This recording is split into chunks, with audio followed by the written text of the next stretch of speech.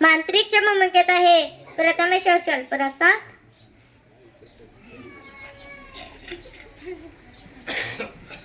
पोस्टमनच्या भूमिकेत आहे रियान. मांत्रिकच्या समोर आहेत चिन्मय आणि रियान.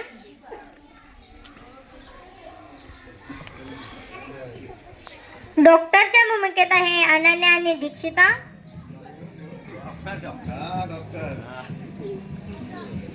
लोकांच्या भूमिकेत आहे भूमी आणि ऋत्विक. चला मग नाटक सुरू करूया.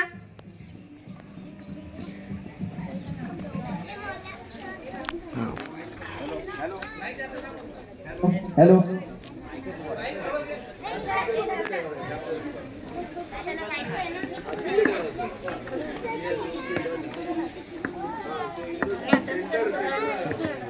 बाहेर तेवढीच असणार आहे. हे बघ सावित्री, मी तुझ्यासाठी काय आणलंय. काय आहे ते?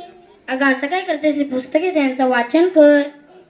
आता या वयात कसं वाटल ते? तुम्ही मला लग्नाच्या वेळेस वचन दिलं होतंस, आता नाही म्हणून नकोस. अहो पण लोक काय म्हणतील? किती बदनामी होईल आपली. लोक थू करतील आपल्यावर. स्त्रिया या घरातल्या कामातच बऱ्या वाटतात. असं बाहेर जाऊन नाही हो. बरं असू द्या, ही पुस्तके राहू द्या बाजूला. मला लई कामं आहेत ती.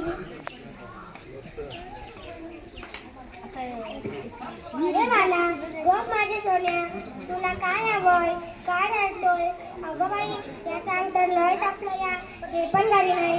आता मी काय करू? सावित्री, अगं ये सावित्री, काय झालंय तुझ्या बालाला? ती रडतय तो. वय ग बारू, रात्रीपासून लय रडायला लागलंय बघ. काय ठाऊक काय झालंय? अंग बी लय तापलंय. अगं सावित्री, याला तर रिक्तवाने ताप आले या. वय ग बारू, आता मी काय करू? अगं सावित्री, ही तर भूतबाधा आहे, भूतबाधा. काय भूतबाधा? माझ्या लेकराला भूताने झपाटलंय. नाही नाही, असं होऊ शकत नाही. होय सावित्री, असंच झालंय. याच्या पापण्या तर बघ कशा लाल झालाय. आता मी काय करू? आता रडत बसू नको, वेळ वाया घालू नको. आपल्या गावाबाहेर मांत्रिक बाबाले लय झाली मोबाईल करतात ते. त्यांच्याकडे घेऊन जा त्याला. वाटेल तर मी येते तुझ्या संग. वय चल लवकर, माझा लेकरू लय तापलंय.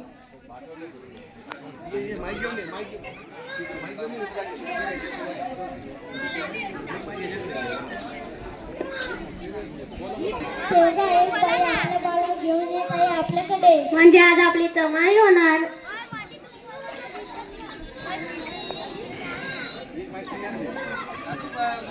बाबा, माझ्या बाळाला वाचवा. त्याचा अंग निस्तवासारखा तापलाय. काहीतरी करा बाबा, काहीतरी करा. बाई, तुझ्या बालाला भूतबाधा झाली या. कसली भूतबाधा बाबा? बाई, तुझ्या बालाला विहिरीतल्या भूतानी झपटलंय. काय? विहिरीतल्या भूतानी? मग काहीतरी उपाय सुचवा बाबा. मी माझ्या बाळासाठी काही पण करीन. बाई, तुला एका बकऱ्याचा नैवेद्य द्यायला लागेल. म्हणजे एका बकऱ्याचं नैवेद्य बली द्यावं लागेल. तू फक्त पैसे नैवेद्यात आम्ही तर. ठीक आहे बाबा, मी वाटेल तेवढे पैसे दे. पण माझं बाळ वाचलं पाहिजे. माझ्या बाळाला वाचवा बाबा. बाई, तू काळजी करू नकोस. बाबांवर विश्वास आहे. सगळं काही चांगलं आहे. थोडा धीर धर. कसा धीर धरू बाबा, कसा धीर धरू?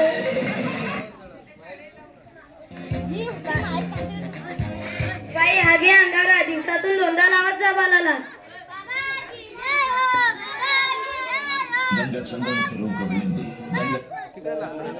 पण काही फरक पडला नाही.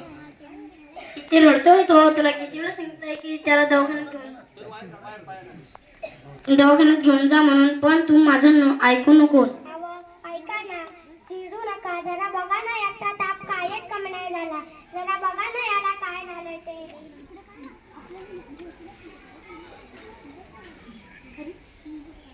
तुला किती वेळा सांगितलं की घरात प्रसूती करू नकोस म्हणून. पण तू माझं ऐकू नकोस. अशा वेळी एका आईचा आणि बाळाचा दवाखाना असणं किती महत्वाचं आहे हे तुला माहित आहे का? अहो, पण पुरुषाच्या हातून प्रसूती करताना लाज वाटते. कसं वाटतं ते? त्यावेळेस दवाखान्यात कुठल्या महिला डॉक्टर पण नव्हते. मी कशी करणार होते प्रसूती? याचं अंग तर तव्यासारखं तापलंय. मग काहीतरी करा ना. दादा लवकर जाऊन वैद्यांना बोलव.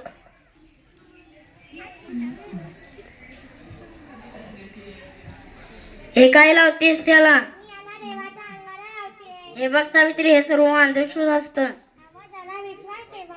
हे बघा, याचा ताप कमी होतोय. कपाळ पण अगदी थंड पडलाय. बघा ना जरा. उठ ना बाला, उठ, डोले उघड. हे बघ, तुझी मम्मी तुला बोलवतीये. उठ ना पिल्लू, आई तुला आवाज देते. उठ ना बाला.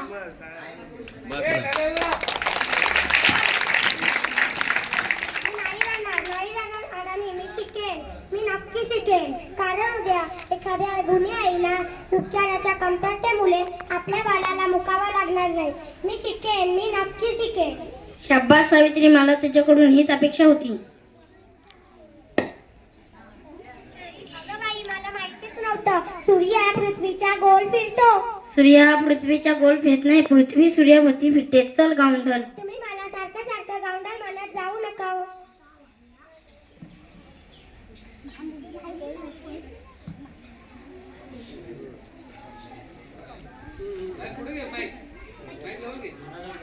लाज शरम सगळी विकून काढली आहे या सावित्रीने.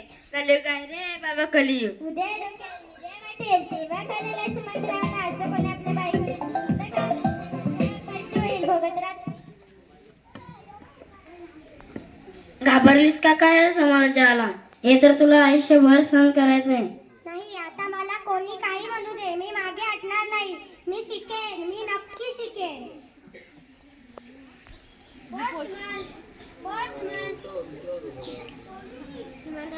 सुमंतरावांचा घरच आहे का? दिल्लीवरून तार आलेला आहे.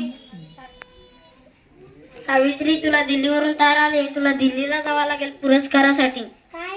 आज हे फक्त तुमच्यामुळे शक्य झालं, नाही तर मी एकटी काहीच करू शकले नसते.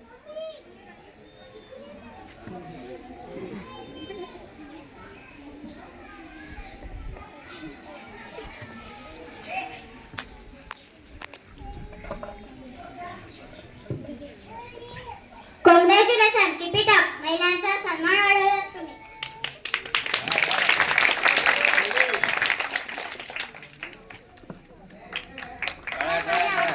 ही डॉक्टरकीची पदवी नसून उद्याच्या सोनेरी क्षणाची चावी आहे, जिच्यावर आजपर्यंत फक्त अंधविश्वास व नकारभक्तीचे कुलूप लागले होते.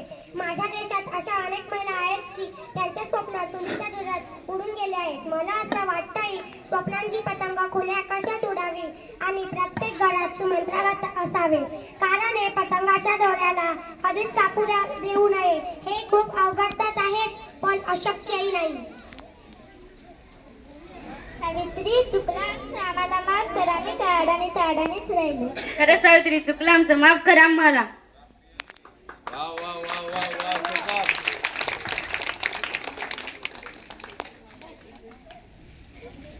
मित्रांनो, या नाटकातून तुम्हाला काय समजलं की कधी अंधविश्वासावर विश्वास ठेवू नये. धन्यवाद. शाबास शाबास शाबास शाबास.